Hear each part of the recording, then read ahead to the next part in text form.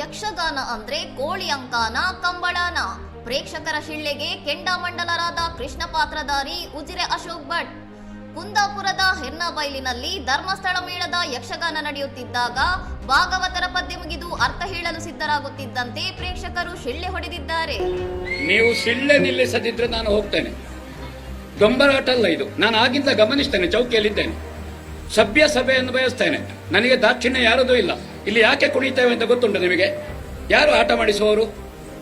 ಏನು ಅಂತ ಆಲೋಚನೆ ಮಾಡಿದ್ರಿ ನೀವು? ಈ ಕ್ಷೇತ್ರದಲ್ಲಿ ನಮ್ಮ ತಿರುಗಾಟ ಗೊತ್ತುಂಟು ಎಷ್ಟು ಅಂತ? ಎಂತದದು ಸೀಳೆ? ಏನದು ಸೀಳೆ? ಕೋಳುಗಟ್ಟವ ಇಲ್ಲಿ ಕಂಬಳವ? ಇದರಿಂದ ಆಕ್ರೋಶಗೊಂಡ ಉಜಿರೆ ಅಶೋಕ್ ಭಟ್, ಇದು ದೊಂಬರಾಟ ಅಲ್ಲ, ಸಭ್ಯ ಸಭೆಯನ್ನು ಬಯಸುತ್ತೇನೆ. ಶಿಳ್ಳೆ ನಿಲ್ಲಿಸದಿದ್ದರೆ ನಾನು ಇಲ್ಲಿಂದ ಹೊರಟು ಹೋಗುತ್ತೇನೆ ಎಂದು ಎಚ್ಚರಿಕೆ ನೀಡಿದ್ದಾರೆ. ನಾವು ಇಲ್ಲಿ ಬೆವರು ಹರಿಸಿ ಕುಣಿಯುತ್ತಿರುವುದು ಕೆಲಸ ಇಲ್ಲದಕ್ಕಲ್ಲ. ಕಲಾ ಪ್ರೇಕ್ಷಕರನ್ನು ಬೆಳೆಸಿ ಇಂತಹ ಹುಚ್ಚಾಟಗಳನ್ನು ಪ್ರೋತ್ಸಾಹಿಸಬೇಡಿ ಎಂದು ಅಶೋಕ್ ಭಟ್ ನುಡಿದಿದ್ದಾರೆ.